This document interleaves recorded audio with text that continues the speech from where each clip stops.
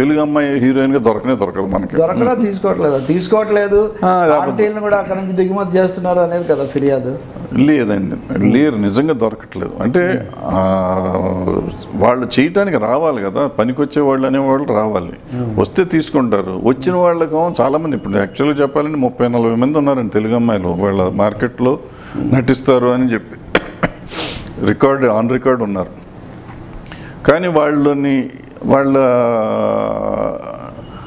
Intention కానీ interest కానీ కనపడదు. అంటే సినిమాకి ఒక ఇంట్రెస్ట్ కనపడాలి కదా. నేను సినిమా తీస్తున్నానంటే నా కథకి సరిపడే కథ చెప్తే ఆ కథకి ఆ అమ్మాయి రియాక్ట్ అయ్యేటట్టు ఉండాలి, అప్పుడే మనం చేసుకుంటున్నాం. సో అది లేకుండా తెలుగు వాళ్ళని తీసుకోరు అంటాం కూడా కరెక్ట్ కాదు. చాలా రకరకాల సమస్యలు. భరద్వాజ్ గారు మీరు ఒకసారి వ్యాఖ్యానం చేశారు. వాస్తవంగా కూడా ఇప్పుడు వచ్చిన చాలామంది వారసులు, నటుల నిర్మాతల వారసుల పిల్లలు వీళ్ళు హీరోలు అంటే హీరోయిజం అంతగా ఉండకపోని మీరు అట్లాంటి వ్యాఖ్యానం చేశారు.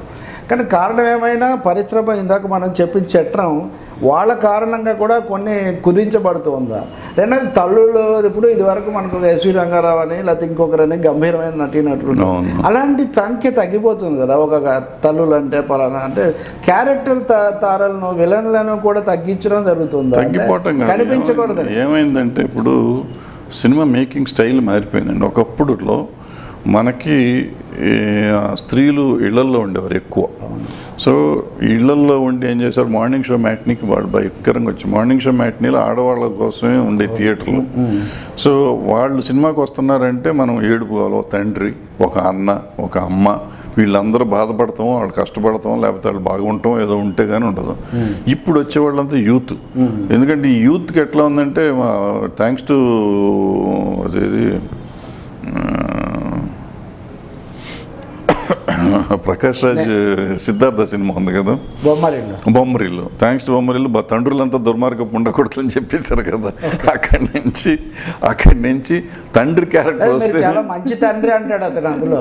పాపం లేదా నిజంగా తండ్రి అంటే తండ్రి ఎంత బాగుంటాడో, తండ్రి కొడుకు కోసం అతను అంత ప్రేమిస్తా అంటే కూడా దాన్ని అర్థం చేసుకునే పరిస్థితి కొనసాగింపాడంటే ఇప్పుడు నాన్నకు ప్రేమతో ఈ దశలోకి వచ్చాం మనం బొమ్మరిల్లు దగ్గర నుంచి. నాన్నకు ప్రేమతో రివెంజ్ తీసుకో కొడుకు అని చెప్పి పంపిస్తాడు కదా, పంపిస్తున్నాడుగా. సో ఆ తండ్రి మీద మమకారం పోయిందండి. మమకారం కాదు, తండ్రి అనేవాడు ఒక విలన్ లాగా ఫీల్ అయిపోయే పరిస్థితి వచ్చింది. నా బొమ్మరిల్లో ఎంత మంచి మెసేజ్ చెప్పాడో ఆ మంచి మెసేజ్ని మనం నెగిటివ్గా తీసుకోవటమే మనం ఎక్కువ తీసుకున్నాం. ఆ తండ్రి మీద దాన్ని ప్యారడీ చేసి దాని మీద నాన్న ఎంత హింస పెడతాడు అనే దాని మీద ప్యారడీలు చేసి ఇప్పటికీ నడుస్తూ ఉంటాయి వీడియోలు. సో ఈ పరిస్థితుల్లో మనం ఏ సినిమా అయినా కానీ మంచి చెప్పిందల్లో చెడు తీసుకోవటం మన వాళ్ళకి ఎక్కువ అలవాటు అయిపోయింది. మీరు అంటున్నారు కథల్లో వచ్చిన మార్పు వల్ల ఉమ్మడి గుండె నొప్పి లాంటివి మారే అంటున్నారు. మారిపోయింది. నేను అంటున్నాను స్టార్ కాస్టింగ్ కారణంగా అవతల ఉండేటటువంటి తారలు ఇంతకంటే ప్రకాశవంతంగా అసర్టివ్గా ఉండకూడదు అనే ఒక భావం కూడా పరిశ్రమలో ఉంది. అట్లేం లేదు అసలు. ఇప్పుడు ముందు కండలు తిరగాలి, వీడికి 6 ప్యాక్ ఉండాలి, విలన్కి 6 ప్యాక్ ఉండాలి, హీరోకి 6 ప్యాక్ ఉండాలి.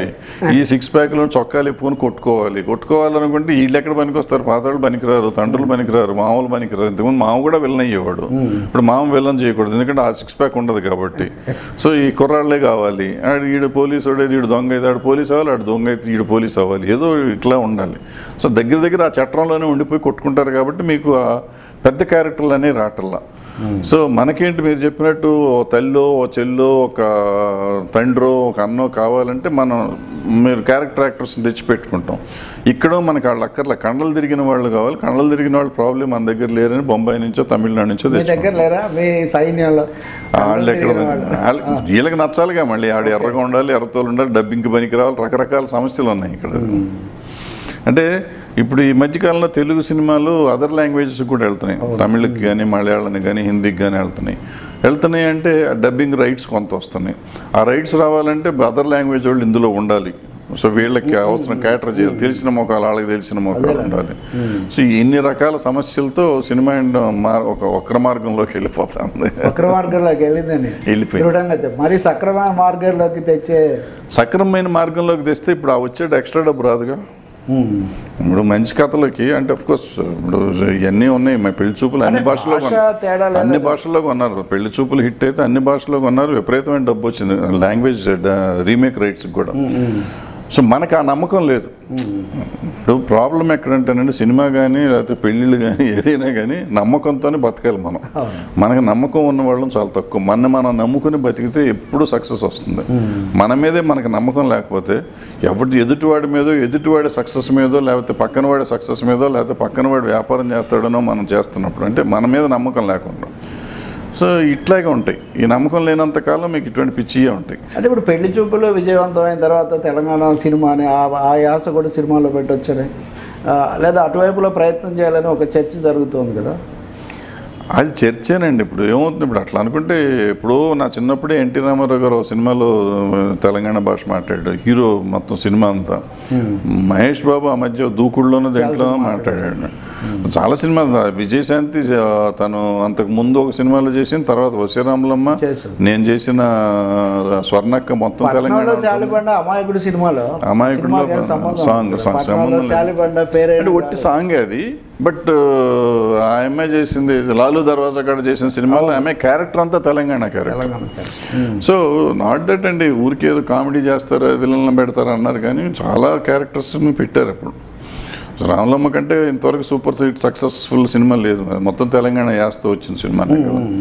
సో ఇవాళ కొత్తగా ఇది వచ్చి ఏదో మారుస్తుంది అనేది నాకైతే లేదు. అది ఒక డైలెక్ట్ని తీసుకున్నారు ఈ సినిమాలో. మొత్తం అన్ని క్యారెక్టర్స్ ఆ డైలెక్ట్తో వెళ్ళడంతో కొత్తగా కనపడింది సినిమా. సో అందుకని కనపడింది కాబట్టి అందరూ అదే మోసలోకి వెళ్తే ప్రాబ్లీ సక్సెస్ అవ్వచ్చు అవ్వకపోవచ్చు. అంటే ఇప్పుడు 2 రాష్ట్రాలు అయ్యాయి, 2 రాష్ట్రాలు అయినా పరిశ్రమ హైదరాబాదు అక్కడికి మారకపోవడం అదొక అంశం. మారాల్సిన అవసరం మారదు కూడా మారదు. బట్ కొంచెం పెరుగుతుంది, అక్కడ కూడా పెరుగుతుంది, అక్కడ వర్క్ వస్తుంది.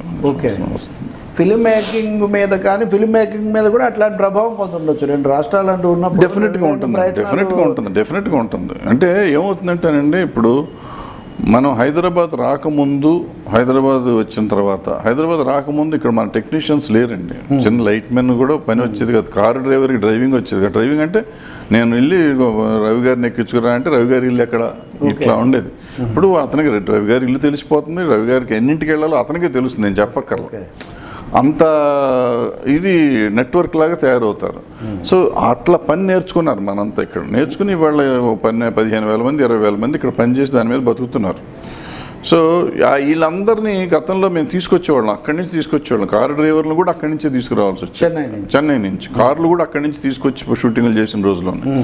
సో ఆ రోజు నుంచి ఈ రోజుకి మొత్తం ఇక్కడ చేసే పరిస్థితికి వచ్చాం కదండి.